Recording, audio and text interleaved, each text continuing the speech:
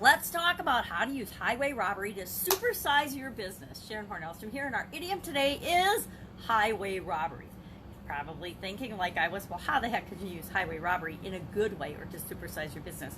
Highway robbery, of course, means an extremely high price or charge for something.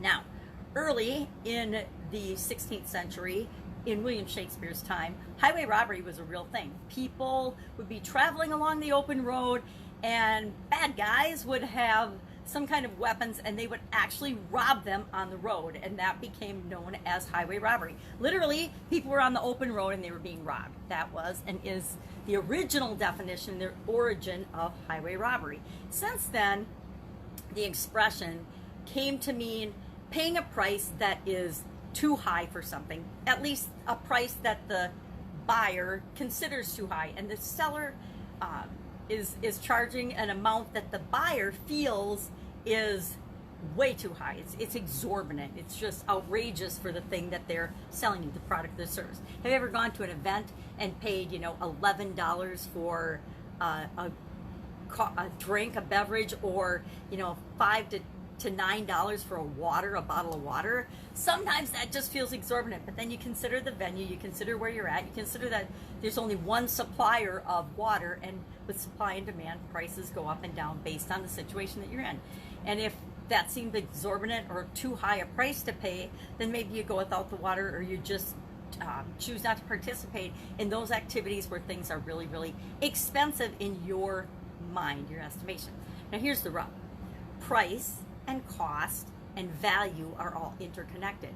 And when it comes to building and growing our businesses, we need to make sure that we are providing enough value and educating the people that we serve that the value that they're getting is way more than the price that they're paying, the investment that they're making, or the money that they're exchanging for the value that they're receiving.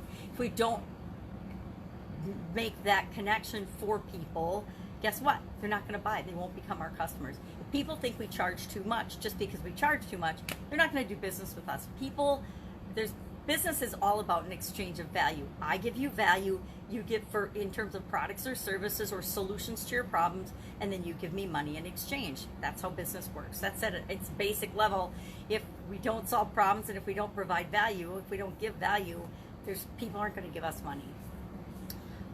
My mom, actually growing up, used this expression a lot. It was interesting in my family. My dad came from a very, very poor family, but had an incredible abundance mentality. And my mom, and I didn't know what an abundance mentality was when I was growing up. I just knew my dad said there's always a way to figure things out. There's no such thing as can't. And my mom would say, we can't afford that, we can't do that. So I got this mixed message growing up, and many of us have. Many of us come from backgrounds that have had experiences where we have both an abundance and a scarcity mentality mushed together, and then we wonder why we think some things are highway robbery and things are too expensive for us, or that we don't deserve something. Our beliefs and our core values play very much into what we think is too expensive, what we can afford, what we believe things should cost. My ex-husband and I did coaching programs that most people would think when we were in the real estate industry were absolutely ridiculous and exorbitant. We paid between $25,000 and $100,000 for coaching in that particular industry. And to us, it was an investment. It was a value. Every time we had a coaching program, we made sure that we made our money back multiples of what we invested. And so to us, it wasn't highway robbery. But to other people who were in the same programs we were, that didn't do anything with the information, that didn't actually take action based on the things that they learned in those coaching programs, they thought it was a ripoff, right? So you can have the exact same product, the exact same service, and one person thinks it's the best thing since sliced bread, and another person will think that it's highway robbery.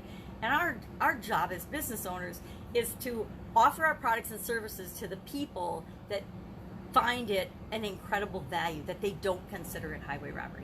Now, I will contend that every company should have a high-ticket, high-priced product, service, or offer. It takes just as much energy to sell a $10 book as it does to sell a $10,000 coaching program. I've learned that through many, many years of experience and trial and error. It takes just as much energy and effort. And sometimes it actually takes more effort to sell the $10 book than it does to sell the $10,000 program, because it's a different person that you're offering your products and services to. And they have different values, different beliefs, different objections. I have come to find that over the years, whenever I have an objection about anything, it's not that there's anything wrong with the thing that I'm objecting to. It's just me telling myself that that thing isn't right for me. And when our customers tell us no or give us objections, they're telling us, hey, you haven't let me know what's in it for me personally enough for me to give you my money or exchange my money for the thing that you're offering me. And that just means we need to do a better job of presenting what it is that we have to offer to people.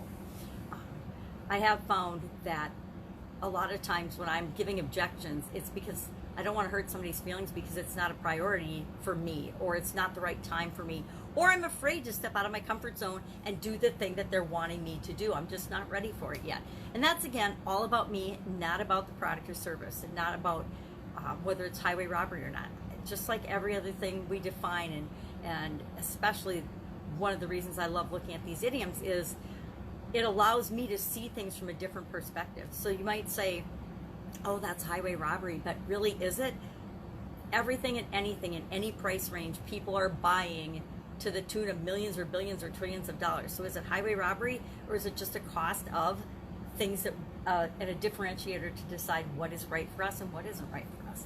Love to know your experience with this idiom. Share in the comments below. If there's an idiom you'd like to know the meaning of or the history of, hit me up in the comments below too. I'd love to research specific idioms that people are interested in, and then challenge me to figure out how to tie it to business.